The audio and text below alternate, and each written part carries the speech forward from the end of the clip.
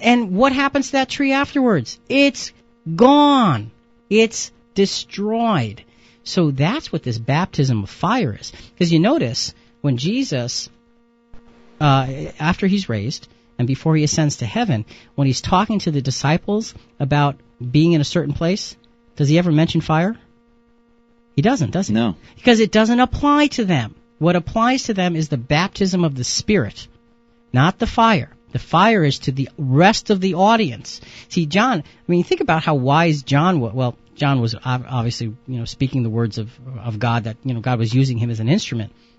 But he's got this audience. Remember, we talked about the audience. You had the Pharisees and the Sadducees as one part of the audience. You had the average person. You had the publicans. The soldiers. And the soldiers. You had all of these different people listening, and he's telling each of them what they need to do to get themselves right.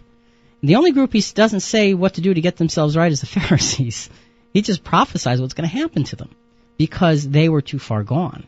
So you see that this baptism of fire was reserved for them. The rest of the people who did the things that John said could be baptized with the Holy Spirit if they kept following. But those who were just not bent upon following, but bent upon destroying. You notice it doesn't say the Pharisees and Sadducees came to be baptized.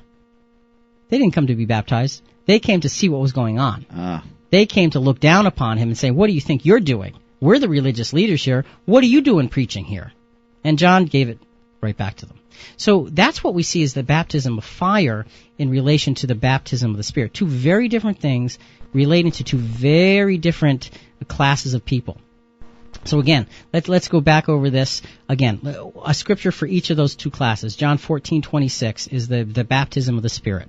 But the Advocate, the Holy Spirit, whom the Father will send at my request, will teach you everything, and will bring to your memories all that I have said to you. Okay, and let's take a moment on that, because how important was that promise of Jesus right there? Well, the Bible wouldn't be written without it. Yeah.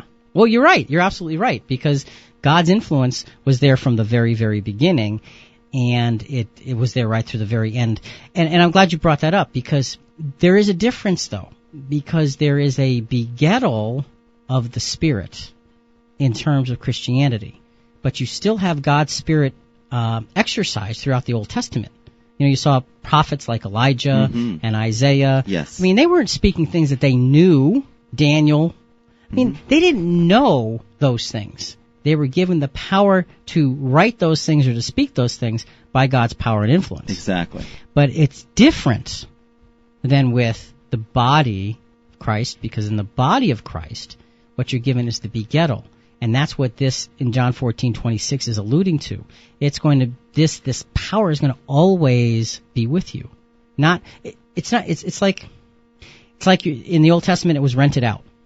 The Spirit would be rented out and have to be returned.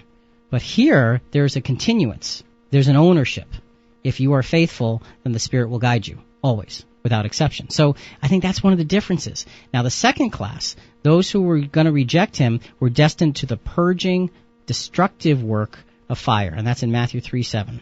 But when he saw many of the Pharisees and Sadducees coming to his baptism, he said unto them, Ye offspring of vipers, who warned you to flee from the wrath to come? Okay, so you have the two very different classes, and let's get back to, in the last 2 or 3 minutes that we have, Jonathan, let's get back to focusing on this baptism of the Spirit.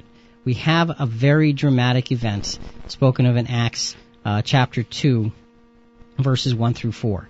You have, first of all, prophetically the right day, the day of Pentecost. 50. Right, okay? Then you had the right people. You had the followers of Jesus, specifically the 11 apostles. All right? Now, again, let's remind everybody that the Christian movement really was in a complete disarray at this point in time. There was no leadership. There was no guidance. Nobody knew what to do. Think about this. For those 40 days between Jesus being resurrected from the dead and when he was ascended to heaven, all they could do was wait for him to appear again. Yes. And he wasn't telling them anything beyond the next little step. Remember, in one of his appearances, he says, send a special message to Peter.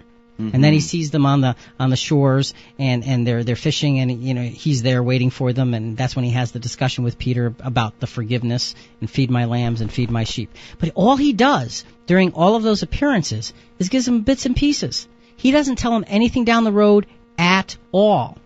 When they ask him, as a matter of fact, in one of his appearances, well, is now the time you're going to restore the kingdom of Israel? His answer is, it's not for you to know the times and the periods that the Father has set by his own authority.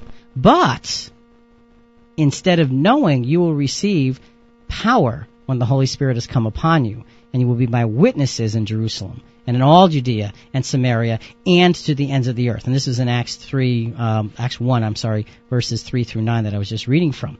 So all Jesus gives them during this 40-day period is bits and pieces, and you walk away saying, well, okay, that's not helping us now. There's too big a mission here. What are we supposed to do? And Jesus' answer is, show up where you're supposed to be on time. That's all he says, because that's where you're going to receive the baptism of the Spirit. That changed everything.